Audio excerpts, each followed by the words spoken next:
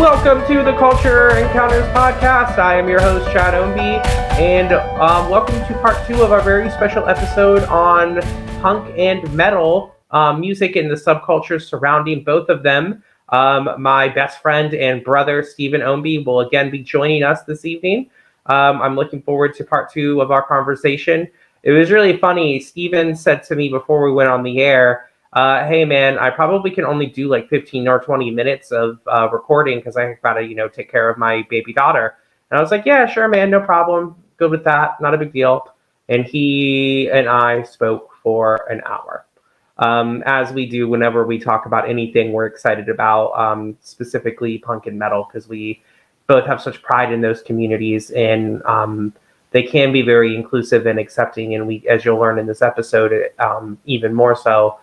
There's always still work to do to make sure that these communities are as inclusive and as accepting as they possibly can be. So without any further ado, sit back, relax, and enjoy our conversation on punk and metal.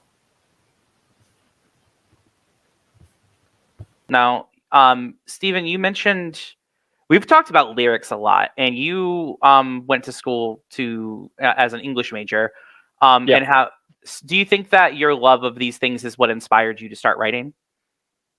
100%, and my complete lack of musical ability. I wanted to participate myself, so I started writing poetry. It started as like crappy love poems to my first girlfriend, and then it just turned into what I would do all day, every day, instead of paying attention in class throughout high school. And then I went to college for it, and still do it now. Not as much as I should, but it's definitely something that's still very important to me, and that I keep coming back to.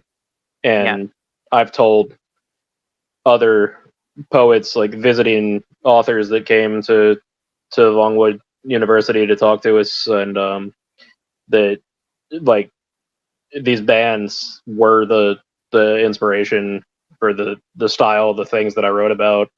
I presented a paper at a conference as part of my internship in college, where the first words of the paper that I presented were the lyrics to a Bad Religion song. Now, it's interesting. It's kind of like they were your Poe, they were your Edison, they were your Dickinson. Well, I know you like those things too, but like I think that like the way that it inspired you to create art yourself, I think is pretty awesome. So we would be remiss though if we did not mention I hate to use the word hypocrisy, but kind of, right? Unfortunately, in the 70s, 80s, when punk and metal started forming communities, not everyone was on board with the message of tolerance and acceptance. There are unfortunately those who have attempted to close the door on women, homosexuals, people of color in these communities, whether implicitly or explicitly, very explicitly. So talk a little bit about that for me real quick. Like when did you first, or what made you be aware of, wow, there are skinheads in the punk rock world? Like, what is that? And what there are Aryan identifying black metal artists? What is this? And ultimately, what has the community done to kind of curb these individuals? I guess I became like I said, in high school, like some of my friends would make off-color jokes and probably didn't make people feel all that welcome. Right. But it's also like where I first like within the punk community is where I first saw like there were punk girls, there were punk LGBT kids. Excuse me, LGBT kid. Yeah, all one word there. And I think like I do, as I know you do too, I do a lot of like reading about the history of punk rock and metal, and I think punk, like there certainly is apolitical punk and right-wing punk and racist punk, but I think punk as a whole has done a better job of policing itself. There are a ton of bands like coming up now that are sort of bucking the trend of punk rock being a boys club. That I think that, you know, it goes back decades. Obviously, there's the Riot Girl movement. There's bands like Bad Brains and Living Color. Talk about Billy Joe Armstrong was openly bi in the '90s, and now there's articles in People magazine about him being openly bi. Talk a little bit. Sorry, let's go back. Let's explain to people that don't know. Living Color. What was different about Living Color and Bad Brains in the '80s and '90s? Well, Bad Brains is a very influential band in the subgenre known as hardcore punk, which was the very loud, fast, angry subgenre of punk rock, and they were all black guys. And they were one of the first. There's another band called Death who didn't make it nearly as big, but they were one of the first major, well-known black punk bands, and they mixed a lot of like reggae influence and just hugely influential. And Living Color, a little bit more on the metal side, but definitely some punk rock too in there, and they mixed, you know, funk into their music. Another black band. They were very political, very socially conscious. And you know, what's crazy to me is like all rock and roll, regardless of subgenre, you know, is derived from specifically Chicago and Delta blues. Among other genres, but primarily the blues, which was, you know, primarily a music that was primarily people of color. So like that's why it's like infuriating to me that there are some that like in these other communities that would gatekeep that, because I'm like would try to keep people of color out of these communities, because it's like we wouldn't have punk or metal if it wasn't for people of color. So like it's crazy to me, just like this lack of the ignorance there. Yeah, and heavy metal has a problem. Like, obviously, there are disgusting, horrible neo-Nazi white supremacist bands in the subgenre that you mentioned called black metal. Mm-hmm. And I think metal as a whole, and it's getting much better with very prominent figures like Rob Flynn or Jesse Leach from Killswitch Engage or Corey Taylor from Slipknot, just repudiating them and saying they have no place in metal. I think metal dudes like to seem apolitical and above it all sometimes. I know James Hetfield from Metallica will not discuss his political views for that reason. Yeah, which... Yeah. And sorry, just real quick, a pet peeve of mine, like we say political, but what we really mean is accepting and tolerant. So the things that are like we're saying politically are political issues should not be political issues. Like it should not be, in a perfect world, a political issue to say people of color need to be accepted in this community and respected and revered. That women or LGBT or people with disabilities or religious minorities or whomever or people who are immigrants they're welcome in the community. That should not be in itself a political statement, right?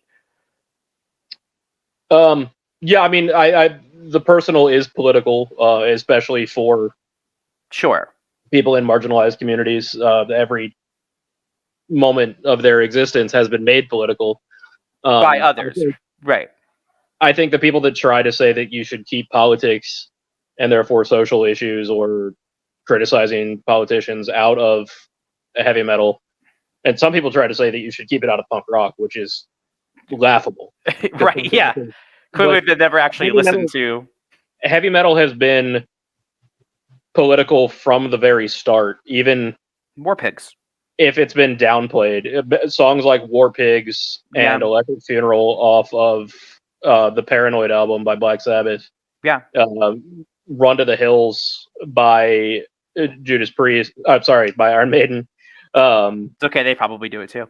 But what I mean, let me clarify what I mean. Like, so these issues have become politicized because of those who are trying to try to harm others for whatever reason, or discriminate, or are based in ignorance. So when we say like that, let me rephrase. So I agree with you, like what you're saying, that like the personal is political.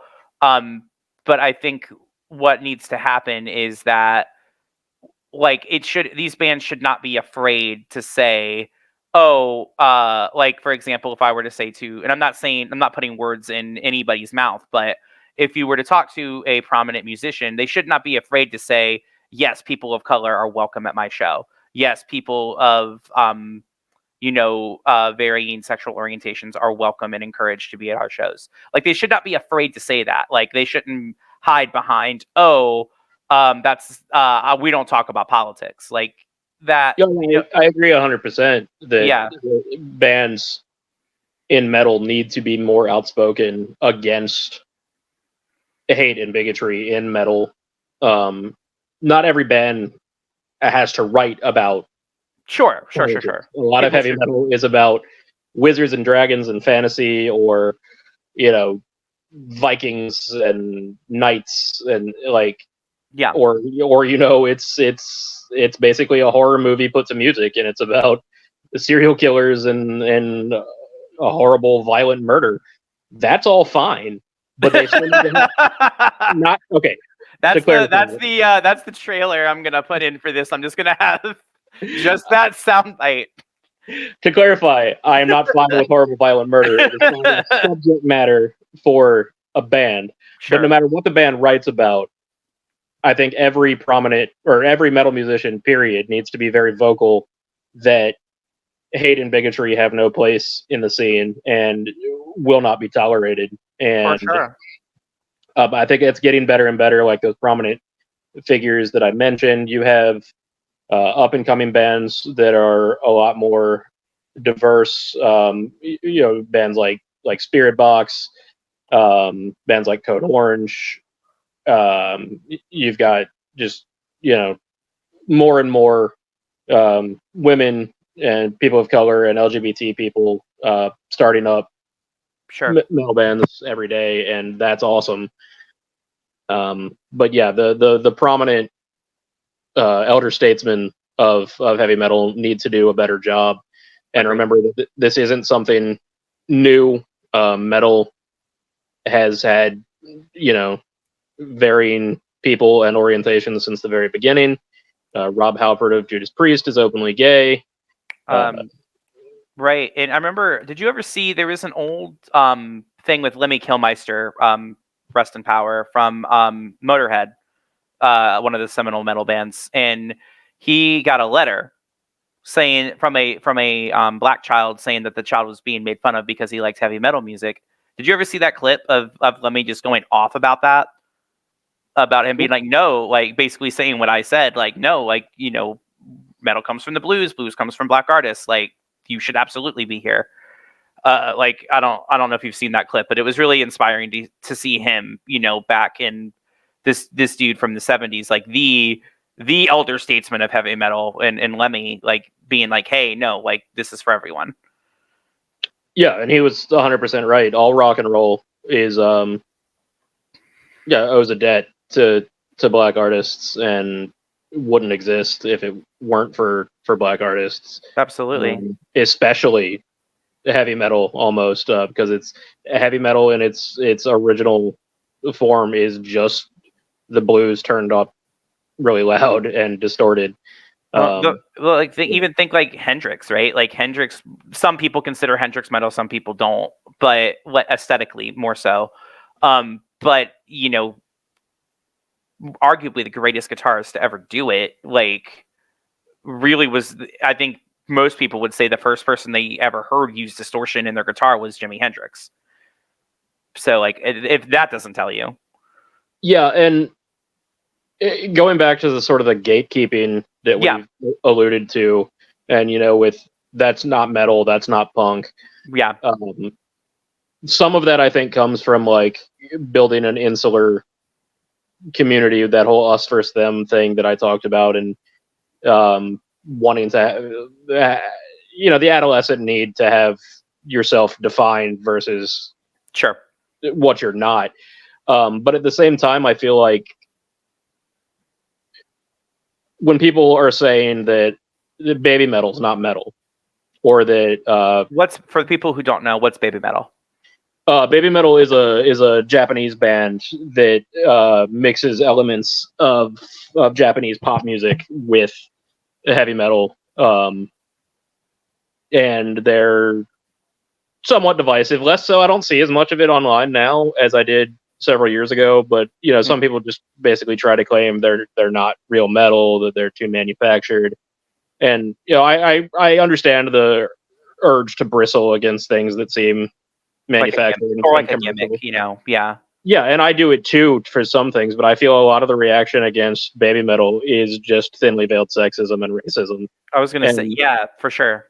When people say that they're not metal, it will help with the acceptance and getting the catharsis and community of metal and punk to a wider audience, is that younger artists in Gen Z and millennials seem to be throwing genre almost out the window. And if they want to put out a metal album, they put out a metal album. Like, you'll get Poppy putting out metal songs, and she's killing it. Well, and like an artist I really enjoy, that I know is not your favorite, but I know you respect her, is Lady Gaga. The Born This Way record. Yeah, the Born This Way record is very, very, very inspired by 80s metal. A lot of that. We were talking the other day about Pink. Pink is a pop artist, who has very clear ties to punk rock. Like, she's got records produced by prominent punk rock singers and stuff. Have produced her records before. And so like you were saying, like, I think that's really cool. And even like getting other people involved, like, we talked about the Linkin Park, that first real metal band for you. And yes, I will say Linkin Park is real metal. A lot of people scoffed at them because they were what was called nu metal. Explain nu metal to people who might not know what that means, and why I think it's actually really important to acknowledge their contributions. Nu metal is a very divisive subgenre from the 90s and 2000s that's sort of making a comeback these days, but it's a fusion genre of heavy metal, alternative rock, and hip hop. Became very big in the mid to late 90s with Korn, Limp Bizkit, Deftones. Rage Against the Machine was kind of there. System of a Down are both kind of on the periphery of nu metal. Disturbed's early albums. Yeah. And it's divisive to some. Some think it's not. Some thought it was too commercial, which there's some validity to that argument. Some didn't like the hip hop influence, either because they didn't like hip hop, or again, thinly veiled racism. Well, what bothers me about the commercialism thing that people have against metal is like, every generation you have that. Like, people think Led Zeppelin wasn't commercial. Like, people think like Bon Jovi wasn't commercial. Like, every generation, I feel like, has the commercial sees something that is special, and they're gonna try to take it, and they're gonna try to profit off of it. So that doesn't necessarily, I don't think that should take away from the artist, as long as the artist is like still trying to be authentic in their own way, if that makes sense. Yeah, and I think with bands like Korn and Limp Bizkit and Linkin Park, I think the hip hop influence was very organic. Sure, and then it gets derivative after that. Sure, and there were a million Limp Bizkit clones, and there were a million Linkin Park clones back in the early 2000s days. But I think, I think that's why nu metal got a bad rap. And also, it was because it was a fusion genre. It wasn't purely focused on the things that heavy metal was purely focused on previously, with guitar solos and the theatrics. Sure, and like, even for me though, like, I would argue Mike Shinoda was the first from Linkin Park was the first rapper I listened to. Probably is that true for you as well? Like that you would go out of your Probably. way. Yeah. So he opened up the door for me too. Like I have other rappers now that I enjoy that I like their music and will listen to. So they didn't just open the door for metal for me. They opened the door for a little bit of hip hop too. So Sure, and I've discovered other hip hop artists, through their yeah, collaborations with Styles of with Beyond and and as long as we're talking about the marriage of hip hop and metal, we have to mention Body Count. yeah, talk about Battle Count. Body Count is Ice-T, um, of Law and Order SVU phase. Yeah, I was gonna say the Metal newer band. the younger kids are like, who, the actor? Yeah, he grew up loving heavy metal, and so he has a metal band that he performs with. They put out very angry political songs. There's been a lot of controversy back in the '90s. They had a song called "Cop Killer." Is that a cover of the NWA song or a different one? I'm not aware of the NWA song, but I know Oh, there's that's another song that I cannot repeat the name of right now. That I'm referencing. Sorry, can't say that word. Yeah. So, and like fusion's always been a thing. Like, if you go back and listen to which is why I think it's crazy to me, like when people choose to like pick and choose what's considered this or that, or like considered metal or not, or whatever. And we've been talking about the negative a lot. The positives of these communities definitely outweigh the negative. We just have to be completely fair and transparent about what's out there. Especially the punk community is incredibly supportive and of people of multiple backgrounds. Laura Jane Grace, I think we definitely need to discuss. She is the lead singer of Against Me and was the first openly transgendered performer of any genre that I knew of. Maybe there were some that were open before that. Yeah, certainly at the level of fame and success that she's at. She was certainly the most prominent and some of the most emotionally cathartic shows I've ever been to have been watching Against Me perform. They were phenomenal. Yeah, her voice, like it was. You were talking about it. We saw them twice. First in a show, and it kind of shows the difference between a show and a concert. First was a show with Against Me, and that I went to with you. It was Against Me and Bad Religion. And her voice just completely. It was one of the most powerful voices I've ever heard. And then we saw them a second time open for Green Day in a stadium, which completely different environment. But it was still cool both times. I actually, in a very unique experience, saw Laura Jane Grace when she did a solo tour, but playing a lot of Against Me songs with a good friend of ours, and it was actually in the basement of a synagogue in DC that they use as a performing arts space. Wait, hold on, how do I not know this story? When did this happen? Rigby and I went and saw Laura Jane Grace the first time that I saw her before I really knew many Against Me songs. Yeah. I mean, you may still have been in college. I'm not sure. I missed so much stuff. But yeah, that was just an incredible show. She talked a lot about the stories behind her then upcoming album, Transgender Dysphoria Blues. Which is if you are a fan of punk rock music, I think that's required listening. It's phenomenal. Yeah, I'd say literally the entire Against Me discography. Yeah, for sure. Definitely one of my favorite bands. But talking again about the importance of politics in punk rock, when when a lot of those bathroom bills were being passed. Oh Lord, yeah. And we went and saw Bad Religion and Against Me, and it was in South Carolina.